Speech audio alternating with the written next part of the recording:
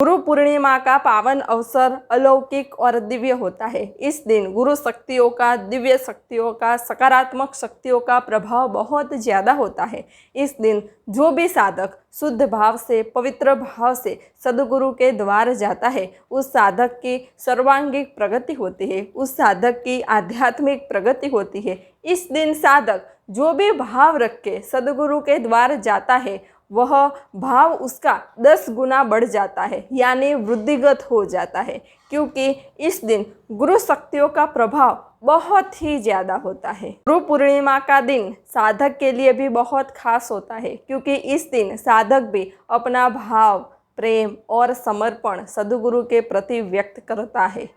तो गुरु पूर्णिमा का यह पावन अवसर था, और गुरु पूर्णिमा के पावन अवसर पर मुझे क्या अनुभूति हुई, यह आज मैं आप सभी को बताऊंगी।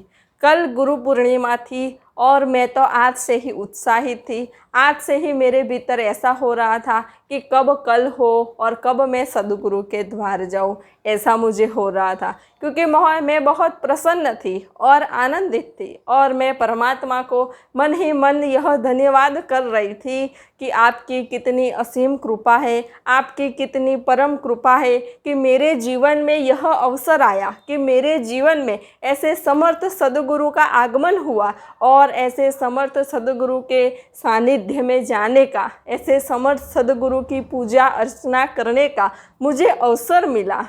तो इसके लिए मैं परमात्मा को पूरे हृदय से धन्यवाद कर रही थी। जब भी मैं सद्गुरु के द्वार जाती तो सद्गुरु के चरण कमलों पे बहुत सारे पुष्प रखे हुए होते हैं। तो मैं क्या करती थी कि उन पुष्पों में से थोड़े से पुष्प मैं ले लेती थी, और फिर वह पुष्प मैं अपने पास रखती थी। जब भी मैं वह पुष्प के दर्शन करती या वह पुष्प मैं अपने सिर पे लगाती, तो मुझे बहुत ही दिव्य चेतना की अनुभूति होती थी, क्योंकि यह पुष्प सिर्फ पुष्प नहीं है, यह तो सद्गुरु के चरण कमलों पे रखे हुए पवित्र, दिव्य, अद्भुत और चेतना से भरपूर पुष्प है। तो इन पुष्पों को मैं हमेशा अपने पास ही रखती थी। आज भी मैं वह पुष्प अपने हाथ में रख के बैठी हुई थी, और उन पुष्पों को मैंने अपने सिर पे लगाया। मुझे बहुत अद्भुत और दिव्य चेतना की अनुभूति हुई। फिर मैं यह सोच रही थी कि कल तो मैं सद्गुरु के पावन चरणों पे ही अपना शीश रख दूंगी। तो आज का दिन तो बीत गया, और अब कल की सुबह हो गई, और सुबह के 4 बजे, तो 4 बजे उठ के मैं अपने ध्यान कक्ष में आई और आंखें बंद करके ध्यान में बैठ गई। आज का तो ध्यान ही अलौकिक था, आज का तो ध्यान ही दिव्य था, क्योंकि आज तो ध्यान में बैठते ही जैसे मेरे ऊपर दिव्य शक्तियाँ बरस रही हो, जैसे मेरे ऊपर गुरु शक्तियाँ बरस रही हो, और मेरे भीतर चैतन्य का प्रवाह बह रहा हो, ऐसी मुझे अनुभूति हो रही थी। क्योंकि आज तो मुझे असीम चैतन्य की अनुभूति हो रही थी। मेरे सहस्त्रार में से ऊर्जा मेरे भीतर आए जा रही थी, और मुझे आज तो ध्यान में बहुत आनंद आया। आज तो विचार भी नहीं, कुछ भी नहीं, बस चैतन्य की ही अनुभूति हो रही थी। तो आज तो मेरा ध्यान भी बहुत अच्छा रहा। फिर मैं ध्यान में से उठी और जल्दी जल्दी तैयार होने लगी, क्योंकि मुझे सद्गुरु के द्वार जाना था और मुझे बहुत जल्दी थी। तो मैंने स्नान किया, फिर नाश्ता किया, और 6:30 बजे मैं घर से निकल गई सद्गुरु के द्वार जाने के लिए। और फिर मैं बस में बैठ गई। बस में बैठ के मैं सद्गुरु का स्मरण कर रही थी और सोच रही थी कि कब मैं सद्गुरु के द्वार पहुंचूंगी, कब मैं सद्गुरु के द्वार पहुंचूंगी। ऐसा सोचते ही समय बीत गया और मैं सद्गुरु के द्वार पहुंच गई। तो जब मैं सद्गुरु के द्वार पहुंची तो वहाँ तो बहुत सारे साधक थे, और सभी साधक कुछ ना कुछ लेके आए थे। कोई साधक पुष्प लेके आए थे, तो कोई साधक हार लेके आए थे, तो कोई साधक मिठाई या कोई प्रसाद या कोई वस्त्र लेके आया था। यानी सभी के हाथ में कुछ ना कुछ तो था ही। और मैं तो कुछ भी लेकर नहीं गई थी, ना ही पुष्प लेकर गई थी, ना ही हार लेकर गई थी, ना ही प्रसाद लेकर गई थी, कुछ नहीं लेकर गई थी, क्योंकि ऐसा तो मुझे कुछ याद आया ही नहीं। और मैं तो भीतर से बहुत उदास हो गई कि अरे, आज गुरु पूर्णिमा का पावन अवसर, और मैं पुष्प भी नहीं लाई, हार भी नहीं लाई, कुछ भी नहीं लाई। ऐसा सोच के मैं तो उदास हो गई, क्योंकि वहाँ सब लोग कुछ ना कुछ लेके आए थे। फिर मैंने सोचा कि अब तो क्या कर सकते हैं, कोई बात नहीं, चलो सद्गुरु के दर्शन के लिए जाते हैं। तो सद्गुरु के दर्शन के लिए तो लंबी कतार लगी थी, तो मैं भी कतार में खड़ी रही और मैं तो यही सोच रही थी कि मैं तो कुछ लाई नहीं। और फिर धीरे धीरे धीरे सभी साधक दर्शन करके निकल रहे थे और फिर मेरा नंबर आया। तो जब मैंने सद्गुरु के दर्शन किए तो सद्गुरु के आसपास श्वेत प्रकाश ही प्रकाश था और इतना चैतन्य प्रकाश था जैसे मुझे लगा कि मैं किसी और ही चेतना के जगत में आ गई। ऐसी मुझे दिव्य अनुभूति हुई। मैंने सद्गुरु की आंखों में देखा तो सद्गुरु की आंखों में से चेतना का प्रवाह सीधा मेरी आंखों में आ रहा था और मेरे भीतर जैसे चैतन्य भरता जा रहा था, चैतन्य भरता जा रहा था, ऐसे मुझे अनुभूति हुई। सद्गुरु ने श्वेत वस्त्र धारण किए हुए थे और पीली पाग पहनी हुई थी। सद्गुरु के आसपास श्वेत प्रकाश ही प्रकाश था। उनका आभा मंडल मुझे साफ दिख रहा था। कुछ क्षण के लिए मुझे सद्गुरु के आभा मंडल के दिव्य दर्शन हुए, फिर वह आभा मंडल अदृश्य हो गया। तो फिर मैं नीचे बैठ गई और फिर मैंने सद्गुरु के पावन चरणों पे अपना शीश झुका दिया। सद्गुरु के पावन चरणों पे अपना शीश झुकाते ही मेरी आंखों से अश्रु निकलने लगे, क्योंकि सद्गुरु के पावन चरणों पे शीश रखते ही मेरे भीतर एक दिव्य चेतना प्रवाहित होने लगी और मैं भाव विभोर हो गई कि मुझे ऐसे समर्थ सद्गुरु का सानिध्य मिला है, मुझे ऐसे महापुरुष का सानिध्य मिला है। और मेरी आंखों से अश्रु बह रहे थे, अश्रु बह रहे थे, अश्रु बह रहे थे। गुरु पूर्णिमा के अवसर पे जो अनुभूति होती है वो बहुत अलौकिक होती है। आज भी जब मैं वह अनुभूति याद करती हूँ तो मेरी आंखों से अश्रु निकलने लगते हैं, मैं भाव विभोर हो जाती हूँ, क्योंकि सद्गुरु पद ही ऐसा है। सद्गुरु विश्व चेतना है, सद्गुरु दया के सागर है, सद्गुरु कृपा निधान है और जिनके जीवन में सद्गुरु का आगमन होता है उनका जीवन तो धन्य धन्य हो जाता है। कितने जन्मों की तपश्चर्या के बाद, कितने जन्मों के भजन के बाद, कितने जन्मों के स्मरण के बाद हमें सद्गुरु का सानिध्य मिलता है। मनुष्य को सब कुछ मिल सकता है लेकिन सद्गुरु का सानिध्य मिलना बहुत दुर्लभ है, बहुत बहुत दुर्लभ है। और वो भी ऐसे सच्चे सद्गुरु का सानिध्य मिलना वो तो बहुत दुर्लभ है। जब परमात्मा की असीम कृपा आप पे होती है तब आपको सद्गुरु का सानिध्य मिलता है।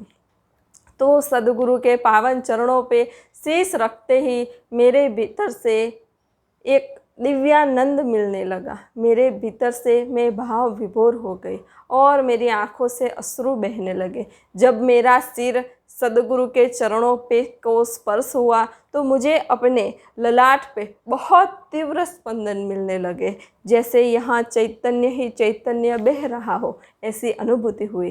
फिर मैं उठी तो सद्गुरु ने कहा कि बिरल, सद्गुरु तो पूर्ण भाव, प्रेम और समर्पण से प्रसन्न होते हैं। यानी सद्गुरु ने मेरे हृदय की बात जान ली। फिर सद्गुरु ने अपना हाथ मेरे मस्तक पे रखा, मेरे सहस्त्रार पे रखा और जैसे ही सद्गुरु ने अपना हाथ मेरे सहस्त्रार पे रखा वैसे ही एक विशाल चेतना का धोध मेरे भीतर प्रवाहित होने लगा और मैं पूर्णतः चेतनामय हो गई।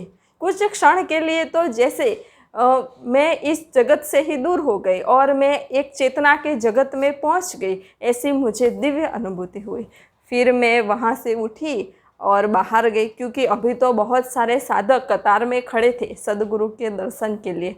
तो फिर मैं बाहर जाकर बैठ गई तो बाहर कई सारे साधक बातचीत कर रहे थे कि आज तो सद्गुरु के चरण कमलों की पूजा भी होगी। तो मैं तो बहुत प्रसन्न हो गई। मैं तो सोच रही थी कि मुझे भी सद्गुरु के चरण कमलों की पूजा करनी है। ऐसा मैं सोच के मैं तो बहुत ही प्रसन्न हो गई। सद्गुरु के चरण कमलों की पूजा करना एक अहोभाग्य होता है, यह एक सुवर्ण अवसर होता है, क्योंकि कितने जन्मों की तपश्चर्या के बाद साधक के जीवन में यह अवसर आता है कि जब वो प्रगट सद्गुरु के चरण कमलों की पूजा कर सके, क्योंकि प्रगट सद्गुरु ही जागृत तीर्थ होता है। तो ऐसा सोच के मैं बहुत प्रसन्न हो गई। तो अब सबने सदगुरु के दर्शन भी कर लिए और अब महाआरती का समय था, तो हम सबने महाआरती भी की। महाआरती में बहुत आनंद आया और महाआरती के बाद अब सदगुरु के चरण कमलों की पूजा होने वाली थी, तो उसकी तैयारी चल रही थी। सब पंचामृत, अबील, गुलाल, चंदन, जल, पुष्प, यह सब कुछ भी साधक इकट्ठा कर रहे थे और सब कुछ सजा रहे थे। तो थोड़ी देर बाद सदगुरु का आगमन हुआ और सदगुरु अपनी ज्ञान गादी पे, ब्रह्म गादी पे बैठ गए और वह साधक भी उपस्थित हो गए जिनको सदगुरु के चरण कमलों की पूजा करनी थी। मैं तो बहुत पीछे बैठी हुई थी और मुझे तो आगे कोई साधक खड़ा हो जाता या कोई साधक लंबा होता तो मुझे तो दिखाई भी नहीं देता था, तो मैं ऐसा ऐसा करके देख लेती थी, सदगुरु के दर्शन भी कर लेती थी। तो मैंने देखा कि ये साधक आए हैं सदगुरु के चरणों की चरण पूजा करने, तो उसके लिए मैं प्रसन्न थी, लेकिन मैं बहुत भीतर से उदास हो गई कि अरे मुझे सदगुरु के चरण कमलों की पूजा करनी है। मेरे जीवन में कब यह अवसर आएगा कि मैं सदगुरु के चरण कमलों की पूजा कर सकूं, अर्चना कर सकूं? ऐसा अवसर मेरे जीवन में कब आएगा? ऐसा सोच के तो मेरे भीतर से अश्रु बहने लगे। मैं तो बहुत रोने लगी और भीतर से मैं गदगदित और भाव विभोर हो गई कि मेरे जीवन में यह अवसर कब आएगा। फिर मैंने आंखें बंद की और फिर मैंने सोचा कि मेरे जीवन में भी यह अवसर आएगा। मुझे समर्थ सदगुरु का सानिध्य मिला है तो यह अवसर भी आएगा और जो होगा सब अच्छा ही होगा। ऐसा सोच के फिर मैं सदगुरु के चरण कमलों की पूजा का प्रारंभ हुआ था। मंत्रोच्चार चल रहे थे तो मैं उसी पूजा के मंत्रोच्चार सुन रही थी और वहाँ जो गुरु शक्तियों का आनंद था, दिव्य चेतना का आनंद था, वह ले रही थी। फिर मैंने अपनी आंखें बंद कर ली और मेरे भीतर जो दिव्य चेतना की अनुभूति हो रही थी उस अनुभूति के साथ में जुड़ गई और मैंने भीतर से यह भाव किया कि मैं भी सदगुरु के पावन चरणों की पूजा कर रही हूँ। ऐसा मैंने भीतर से भाव किया। जैसे ही मैंने यह भाव किया, मुझे अपने नासापुटों में चंदन की खुशबू आने लगी, जैसे कि साक्षात सदगुरु चैतन्य स्वरूप में मेरे साथ ही है, ऐसी मुझे अनुभूति हुई। कुछ क्षण तो मुझे अपने हाथों में दिव्य स्पंदन मिलने लगे, ठंडे ठंडे स्पंदन मिलने लगे और मुझे अपने भीतर से बहुत आनंद आया। मुझे ऐसा लगा कि चैतन्य के स्वरूप में ही सही, लेकिन मैंने सदगुरु के चरण कमलों की पूजा की। अब चैतन्य स्वरूप में की तो कभी ना कभी इस स्थूल शरीर के साथ भी मुझे सदगुरु के चरण कमलों की पूजा करने का अवसर ज़रूर प्राप्त होगा, ऐसा मैंने सोचा।